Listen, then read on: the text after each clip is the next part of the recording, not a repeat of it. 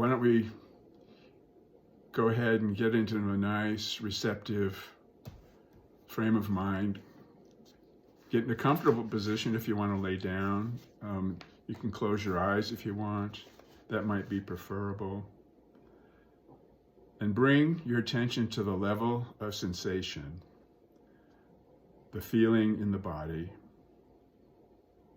Just feel that which sits here. Feel this vessel. Feel the substance of it.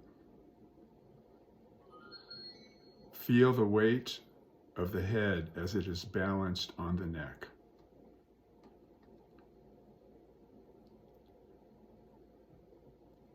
Feel the musculature of the neck, its strength and its thickness, its substantiality.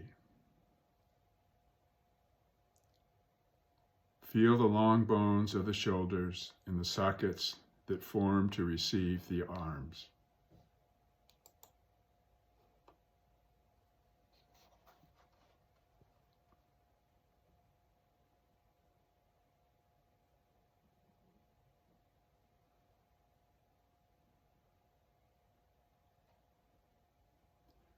Feel the weight of the arms as they rest on either side of your body and your hands.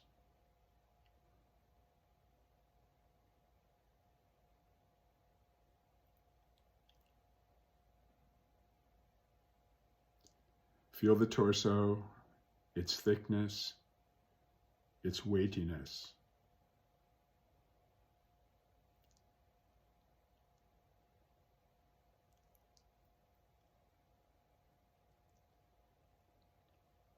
Feel the earthy quality of your body.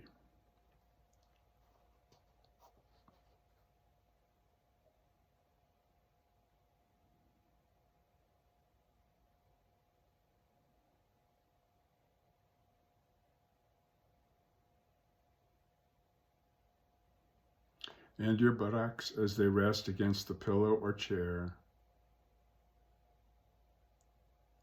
Feel those points of contact, how it supports your weight.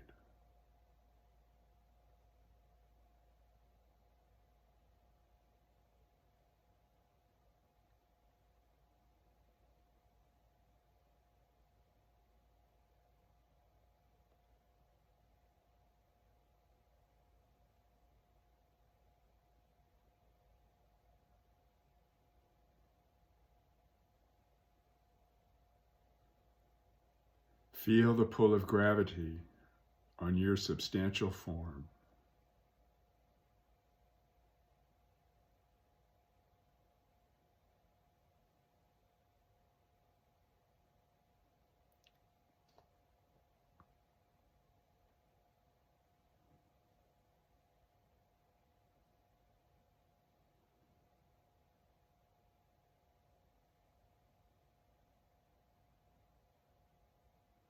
Be open to fully feeling all sensations. However, don't grasp at sensations.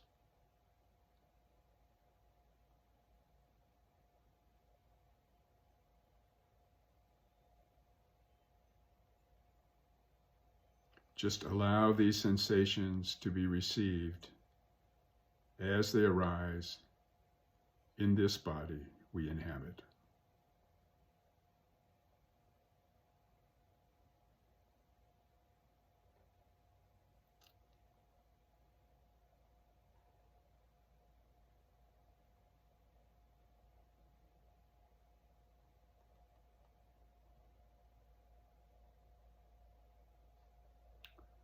Open to the sensations in the legs,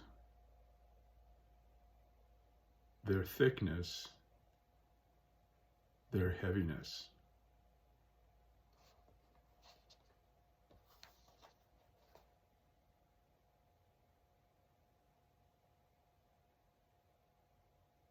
Feel the solidity of this body.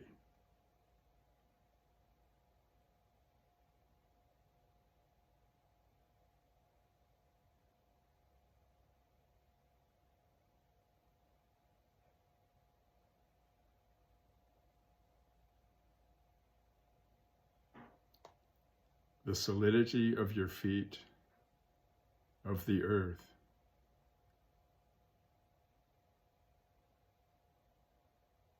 Solidity, weight.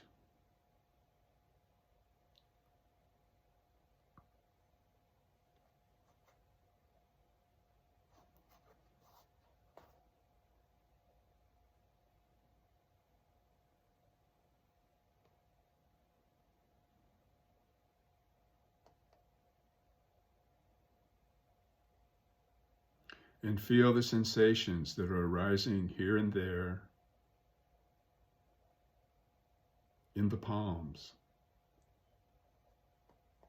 the back of your neck,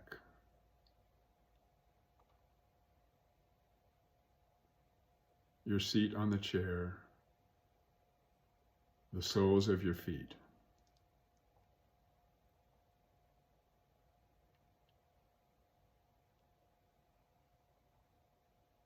Feel the tinglings, the vibrations, the heat.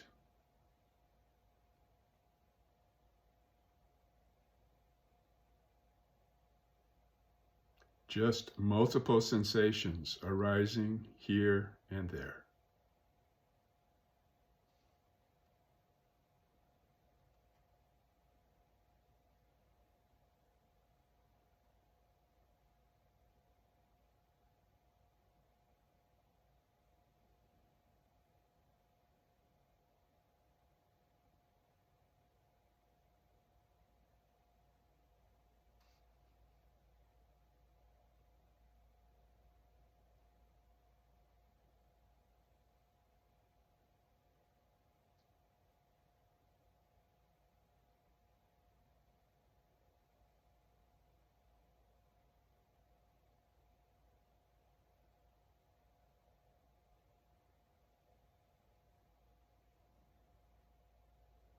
Feel these sensations and notice how they seem to be received by something subtler than this heavy form.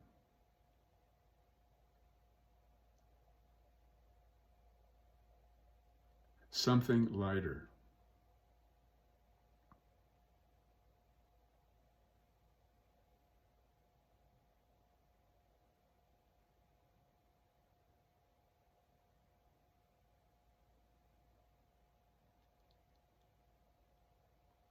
Awareness itself seems to experience these sensations in your stable body, receives these tinglings and vibrations.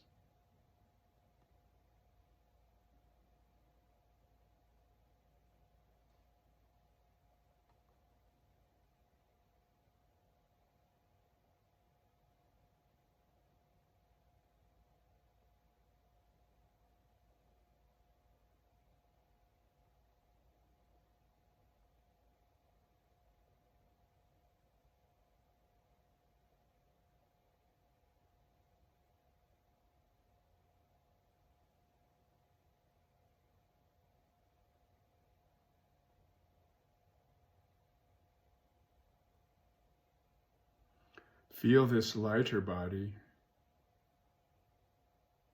this body of awareness within your heavier body, your heavier vessel.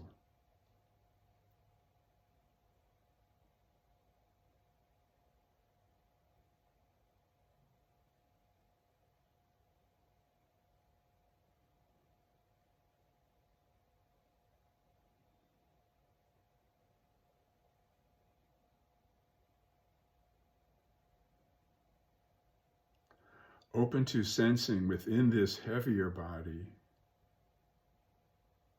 your lighter body, your body which receives all the experiences that enter through your senses.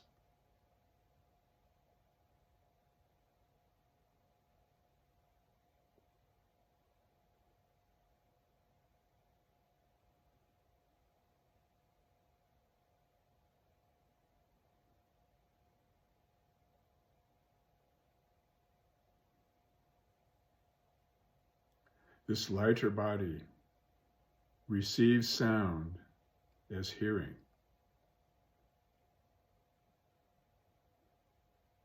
Experiences light as seeing.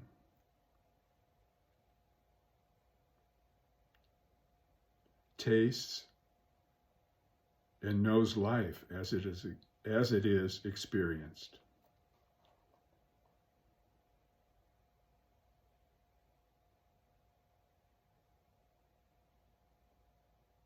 Enter your light body of awareness.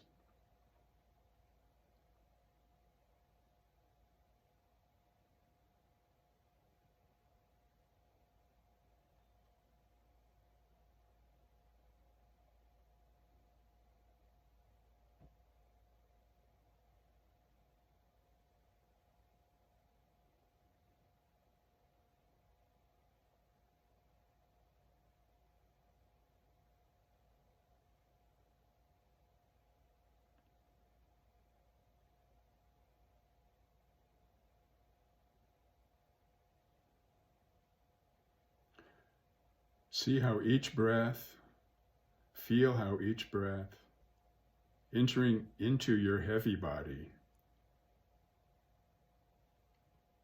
is received as sensation by your lighter body.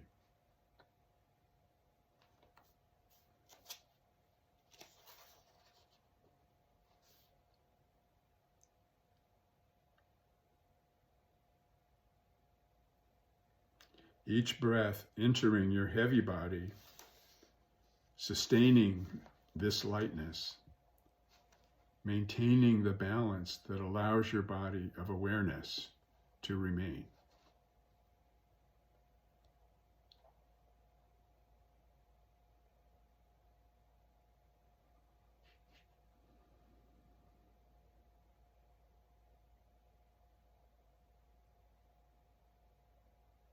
Feel how each breath maintains this connection.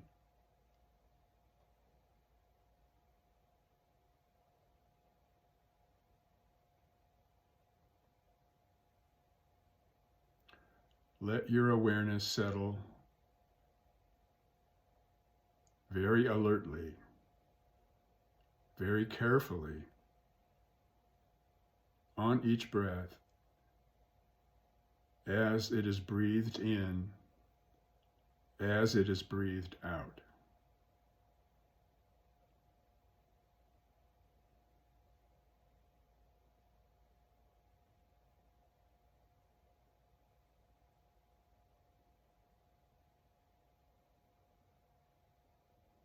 Feel this contact between your heavy body and your light body.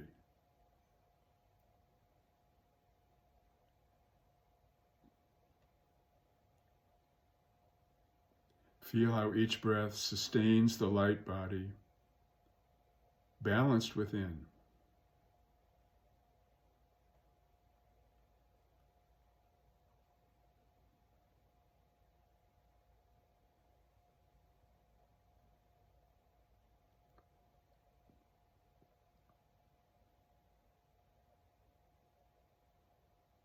Allow yourself to experience each breath fully. Feel your life in process in your body.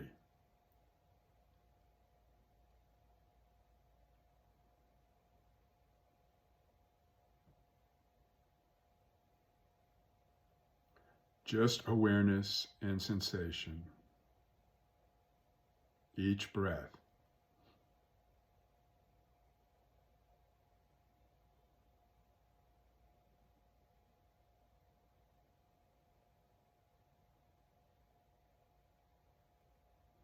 Experience this delicate balance, moment to moment, as sensation, as awareness itself.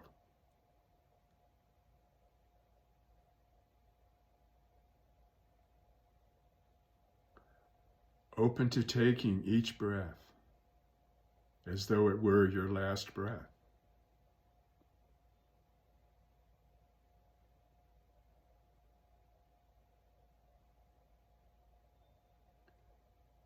Experience each inhalation as though it were never to be followed by another.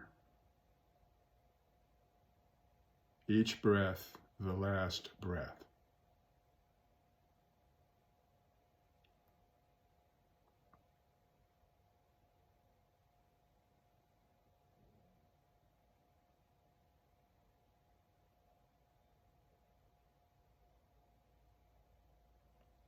Each breath ending and embracing all space, all time.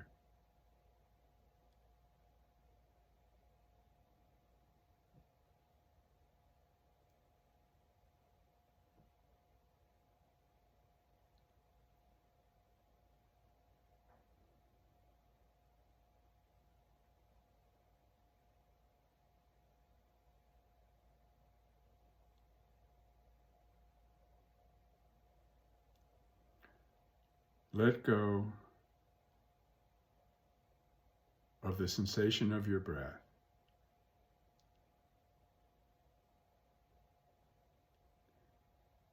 Allow the receiving a vast open awareness without boundaries, without dimensions.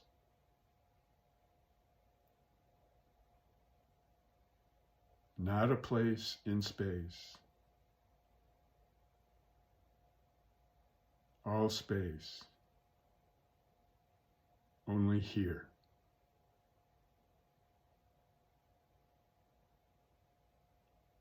Let go. Let the idea of it being a separate body-mind go.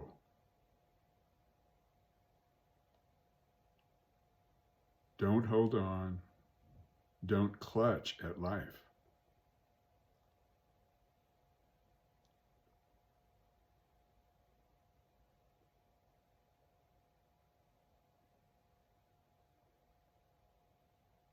Let go gently, smoothly, softly.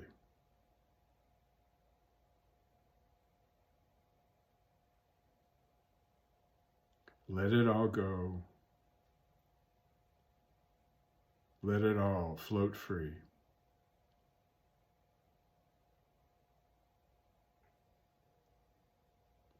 Let your personal identity die.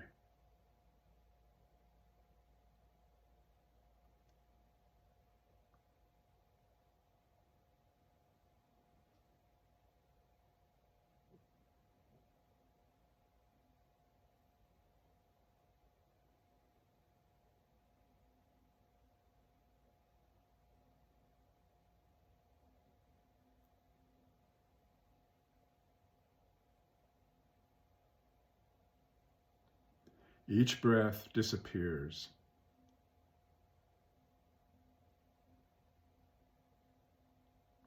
Each thought dissolving into space, dissolving as space itself. Don't hold. Let go of fear. Let go of longing.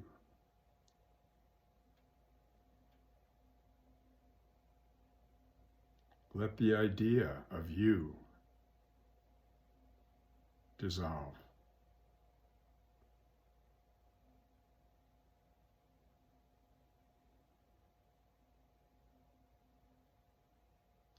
Open into the death of all separation. Nothing to hold to.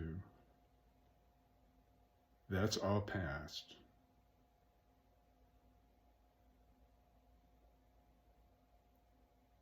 Dissolve gently into this ever-present awareness.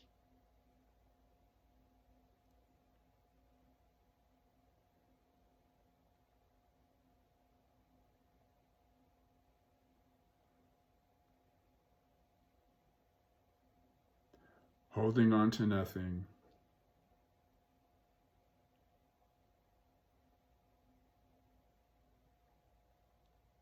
Just let your small self dissolve. Just let your small self die.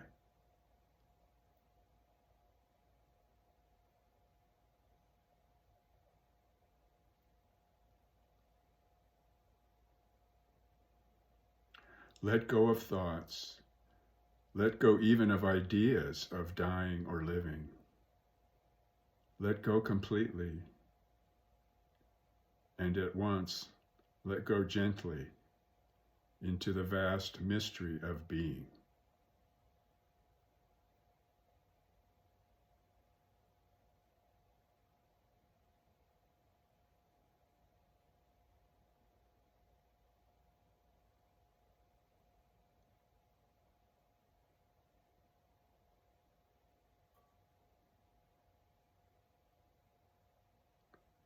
Go on. Go on as ever-presence.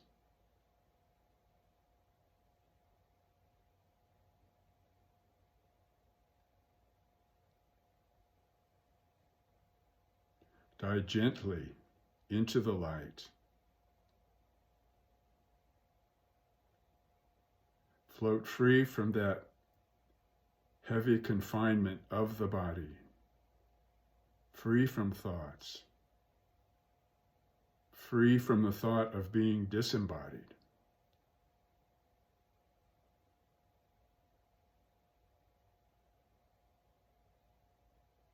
This ever-presence,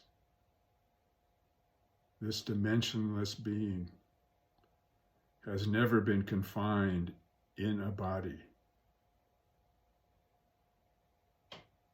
It's always been shared with all bodies, with all beings.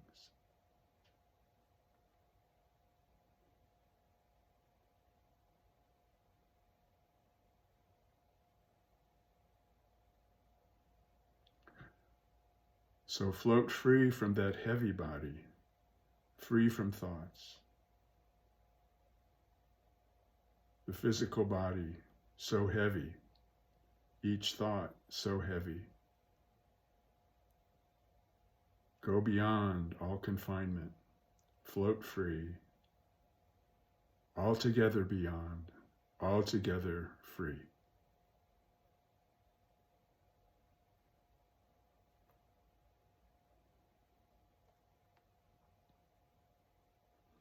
With an open heart, let go of all the things that pull on you, that hold you back.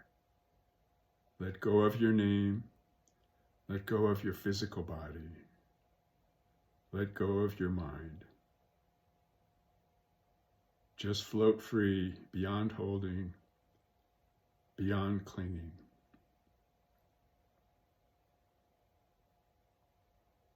Don't be afraid. There's nothing to hold to. Moment after moment, this light body free now.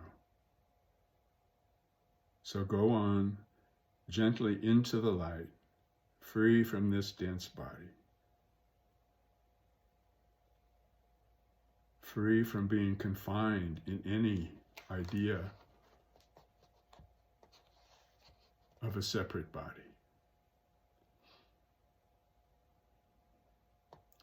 Let go into the light, into the pure open luminosity of our original nature. Just space, space floating in space.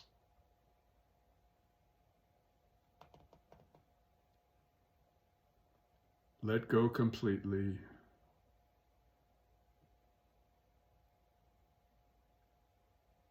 Let go gently, softly into the light.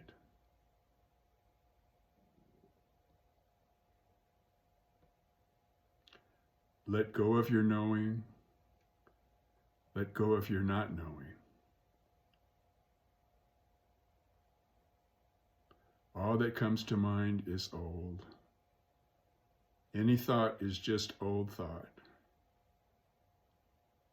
Nothing to hold to now, just the clear mind, dissolving into the open heart, free at last.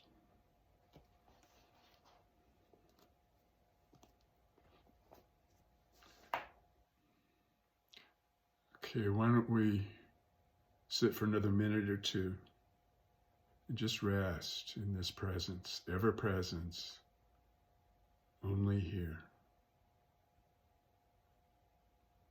as the being of all beings.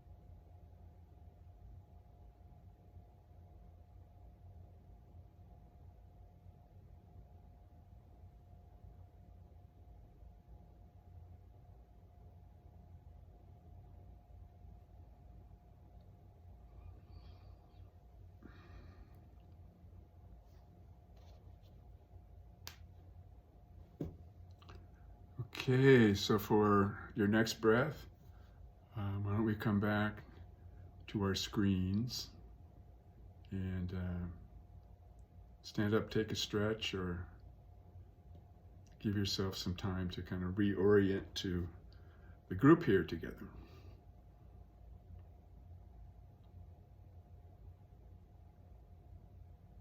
And when you're ready, if anyone wants to have any, to offer any comments, experiences that came up. There's a lot more powerful experience for me offering it to everybody than just reading it. Hi, Judy. I love the whole experience. I mean, I just the way you led us from the heavy body into the light body and the breath and the sensations and then letting go of all that. I mean, at the end, I actually felt a temperature change in my body. Wow. I just found it so peaceful and and I did notice a difference in my response to the phrase letting go, let go, and die. There was kind of a little bit of a jolt of that, but overall, it was just so freeing, the whole experience. So I really thank you so much for that. I'm going to try to carry that with me through my days while I'm still in this heavy body. Yeah, me too. Thanks, Judy. Yeah, as I was going through reading it, he kept saying, just let yourself die, just let yourself die. I said, well, I'm going to edit this a little bit, so it's like people aren't necessarily ready to just die, because I felt myself, well, maybe I'm just going to die, But, yeah, so to just be aware of how we forget, bring attention to our forgetfulness of what the Buddhist teachers call the great matter of birth and death, that we are going to lose everything that we have in this life. At least we'll appear to lose everything. Who knows what? Hi, Christine. Hi. I actually have a meditation where I am dying. My meditation is that I'm on my deathbed and I'm dying, but it's not. It's like, okay, I'm letting go of all the worries and the stresses of the world. It's not gonna be. I don't know. For me, it's kind of freeing. even have that meditation. It's not like I want to die or I want to make it happen. Just at some point in time in my life, it is going to happen. But, to have that, to kind of, I don't know if it's like rehearsing it, but knowing it and saying, okay, my work on this earth is done. That, no more, none of the stresses or worries of the work of the earth are going to continue with me. Yeah. I don't know if I'm explaining it in line with how you were thinking of it. Yeah, there's a death is a great teacher, just the possibility of it. And a small story, I remember when I first started meditating many, many years ago. I was probably in my mid-20s or something, and I was at the Zen Center, and this guy who was kind of a renowned Buddhist scholar was giving a talk, and he said, well, the great matter of birth and death, it really means something to me now because I'm 40. And I was like, yeah, man, when I'm 40, that's probably going to really mean something. Yeah, death will really mean something. It didn't mean a damn thing when I turned 40, but being 76 now, it means something, So it's a constant remembrance. Yeah. I think part of it for me too is I was with my husband when he died, but it was very peaceful. And so it's like he sort of showed me the way and not to be afraid of it. And I actually find that meditation to be very calming, that the worries and the cares of this world aren't going to be forever. But, but in my time, I can handle it. But what I find with the meditations now is it's so important to me. I feel like the calmer I am and the more grounded I am, the less reactive I am to say other people or circumstances in my life, that I can deal with them in a much healthier way. Yeah, that's right. There's a Tibetan master who wrote the Tibetan book. There's the Tibetan Book of the Dead, and then this particular teacher wrote the book, the Tibetan Book of Living and Dying. And one of the sayings he offered in that book that I remember is, when we realize that we are dying and that all beings are dying along with us, when we realize that deeply, by looking deeply and contemplating, our remembrance of the great matter, that there then arises this great compassion that Buddha offered in the Lotus Sutra. He said, eyes of compassion observing beings bestow an ocean of blessing beyond measure. And when we realize that we are dying and all beings are dying along with us, then that great compassion becomes evident, becomes a reality, can become an embodiment that we feel for all beings. And I hope that when I'm dying, I'll be able to hear that or contemplate that. And it's never too early to start contemplating that, But it's easier when you're old. I'm finding that out. It's easier to contemplate it and remember it more deeply. And it helps be more aware of how our self-clinging is so futile and can be distracting from that great matter, So thanks, Christy. I think, we know it's closer to us in the natural time of life, other than, disasters and things like that, like the DC crash and things. Yeah, very true.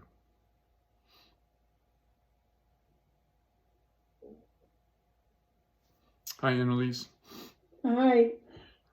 I feel like this is something that I should do repeatedly to get me prepared.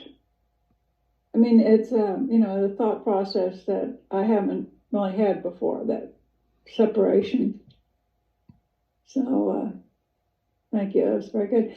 Who did you say it was? Someone's meditation at the beginning? Yeah, Stephen Levine. He wrote this book, Who Dies? And it's Who dies? Who Dies is the title of the book. Okay. And this particular meditation is at the end of the book. He actually has a one later in the book at the very end that's an after death meditation. And I haven't read that recently, but it's probably based on the Tibetan Book of the Dead, you know, the 49 days where you go through certain bardos. It's fascinating stuff. I mean, I think personally, who knows, you know, probably death can be as varied, whatever experience there is or isn't, whether there's rebirth or not. Probably it's as varied as our life, you know, because life and death are part of the same thing, really. That's what the Buddhist masters teach, anyway. Yeah, but it's a good reminder. Mm-hmm. Yeah. Hi, Barbara. I don't know why my hand is there. It came there, but I want to say something. First of all, hello to you all.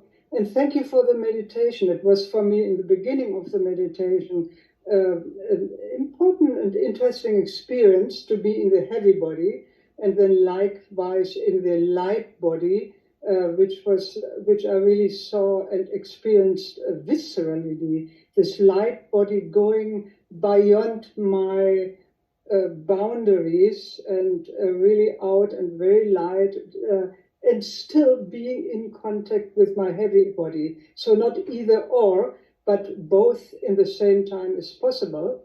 And where I'm at right now in these days, you see it in the background, we emptied our storage with tons of books, which I brought from Germany and which I bought here. And I'm literally what they call Swedish death cleaning. And there are old journals reading, looking into what do I give away, and it is such a literally letting go process. It's relieving on the one side, and there's also a little bit this sweet sadness. This is my life. I will be 83 in a couple of months, and looking back and really being ready, this book, as it is interesting, I won't read it anymore. I have to give it away. I have to give it away. I have to give it away to really simplify my life and to be on another, not on a material level, letting go, but coming to a place out of simplicity, letting go of what I call now my life. And I don't know how long it will still, we never know, even if you are young. It can be very quickly be ending, or I still can prepare myself to this process of ending the life and dying. And I'm not so easygoing with this. Sometimes it's, I accept it, yeah, that is what we all going through. And there is also maybe not a fear, because I don't know how I will die. Will it be very difficult? Will it be easy? I don't know. But this maybe it's the unknown where I'm a little bit fearful is too big a word. I don't know how I call it. But I'm very much confronted right now with all these books and all over, and where will I get rid of them? And but the urge to free myself of all the stuff, good stuff, bad stuff, which I went through in life, and which I can really read in my journals. And I'm to get these journals out because I have it in me. I don't need to reread it. Interesting as it is might be, and but death and dying is really becomes more and more part of my life, in preparation or in it's like accompanying me, and now very literally noticing it. Yeah, and so therefore this meditation was for me very helpful, and now sharing about it, it's very helpful. How do we all deal with this theme of what we all go through, will go through, and go towards? These are my words on Friday morning. Yeah. Thank you, Barbara. That's beautiful. Yeah, I like what you said about the not knowing.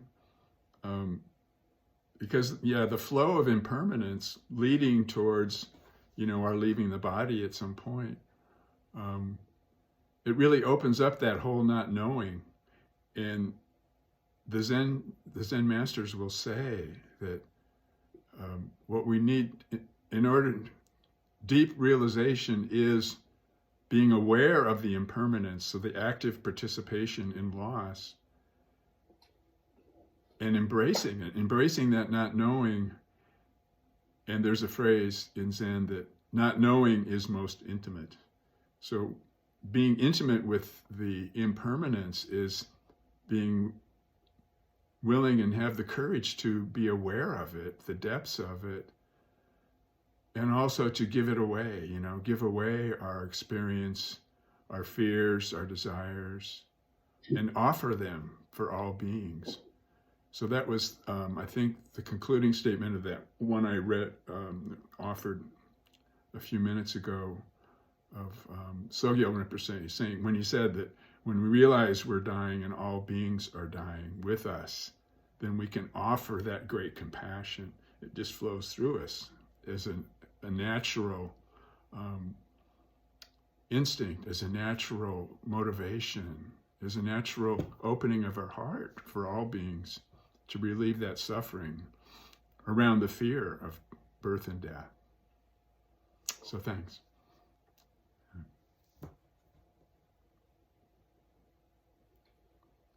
Hi, Christina. Hi there. I also wanted to thank you for this meditation.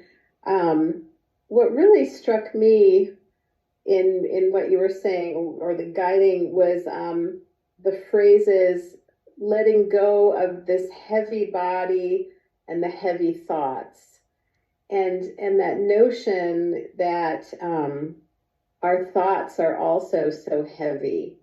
There's like a physicality to the mental process. And for me, there was at that moment, there was really this sense of, at the thought of letting go both the heavy body and the heavy thoughts, this extreme lightness to where I was like really feeling almost floating, and allowing both to recede into the background and simply to be, part of the awareness and the presence that I had not experienced before. So that was a very freeing sensation for me. Mm-hmm. Mm-hmm. Yeah, thanks, Christina. As you were talking, what came up for me is thinking that connection between the heaviness and the lightness, it's kind of like, my idea about knowing has changed a lot since I've been practicing Zen for a lot of years. Knowing has changed from a kind of conceptual hanging on or grasping and trying to figure things out and trying to label things and trying to solidify my life, secure my life. As we become more aware of that, knowing changes into like being aware of or experiencing or witnessing, rather than trying to grasp, and my last teacher, Reb Anderson, had a saying that you may have heard. He said that bodhisattvas, those who give their whole life in order to help others attain the way, they're always thinking about how to save beings, but they don't grasp the thoughts. They offer them in a calm way as gifts. And so their thinking becomes clear, focused, without personal effort, and it doesn't disturb their deep tranquility, which allows the flow of the great compassion to be offered, And so it's almost like when we experience that heaviness, the heavy body, what knows the heaviness is really the light body. It's not, we can become aware of how heavy it is because the light body is offering the lightness, and we can through that knowing it, what it is, it kind of transforms. I think that's what you maybe have been experiencing and expressing. So thanks for that. Yeah, and I just to follow up on that, like for me, letting go of sort of the physical, like Barbara, when you're talking about the death cleaning and letting go of sort of the physical, like that has been easier for me, like letting go of things and the heaviness of that I've experienced that on various occasions. But the idea that one can also do that with one's thoughts is, that is really, that's really, it's heartening that we can also do that process internally. Yeah, and actually, if we look a little more deeply, it's like it's already happening, because the thoughts are just coming up and flashing by. Like there was a Zen teacher, Joko Beck, who said, thoughts are like impersonal energy fragments, and they're just, arising and disappearing at speeds that we can't really comprehend. But it's already happening, because the Buddha's great compassion is that offering of the dissolving of everything. So sometimes that's hard. It's hard to comprehend with the mind. But even like our sensory organs, like how we see, how we feel, how we hear, how we think, that's part of the impermanence. They're always changing, So we're leaving our bodies all the time in a way. Yeah.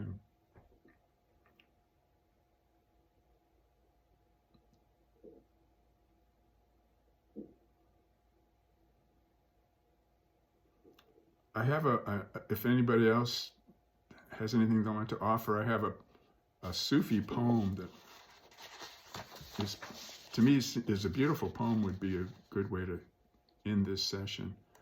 Anybody else have anything to offer?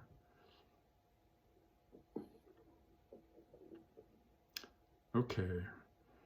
So why don't we go back into, this is a good poem to meditate to.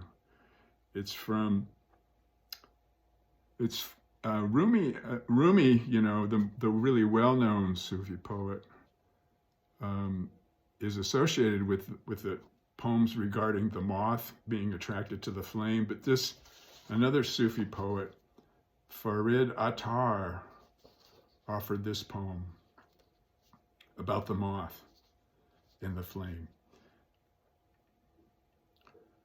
Moths gathered in a fluttering throng one night to learn the truth about the candlelight.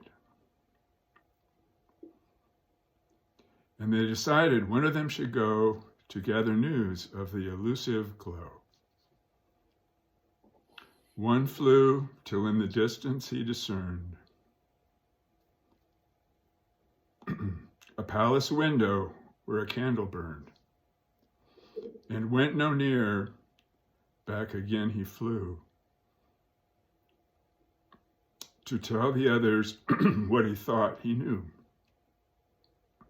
The mentor of the moths dismissed his claim, remarking, he knows nothing of the flame. A moth more eager than the one before set out and passed beyond the palace door. He hovered in the aura of the fire, a trembling blur of timorous desire. Then headed back to say how far he'd been and how much he had undergone and seen. The mentor said, you do not bear the signs of one who's fathomed how the candle shines. Another moth flew out, his dizzy flight turned into an ardent wooing of the light. He dipped and soared, and in his frenzied trance, both self and fire were mingled by his dance. The flame engulfed his wingtips, body, head. His being glowed a fierce, translucent red. And when the mentor saw that sudden blaze, the moth's form lost within the glowing rays, he said.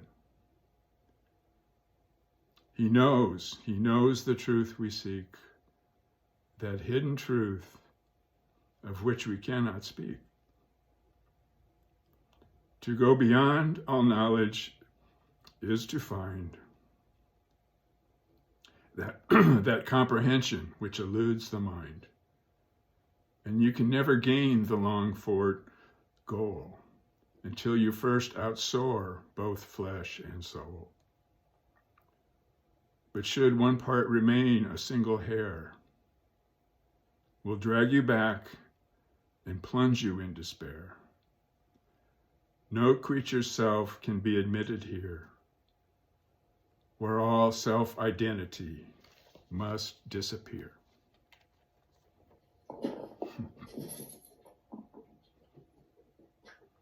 All right, so thank you for coming this morning. I enjoyed it. Thank you. Thank you so much, Roger. Thank you, Roger. You're welcome. I think a dog liked it also, right? Roger, would it be possible? Yeah. Bye-bye, Roger, everybody. would it be Have a great possible to weekend. Roger, Thank you. Thank you, Roger. You're welcome. Yeah. Bye. Thank you, would it Roger. be possible to send this poem to Larry so that we get it? What's that? Would it be possible to send this poem to Larry so that we can Well, I read it again? I recorded the session today, like he does. Okay, good. Thank. Because so it's on. it'll be. I have a YouTube channel. It'll be on the YouTube channel.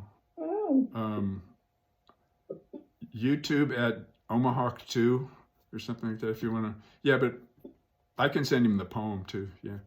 All right. Well, thank you. Take care. Thank you so much. Bye. Roger. Thank you. Bye bye. Bye. Goodbye.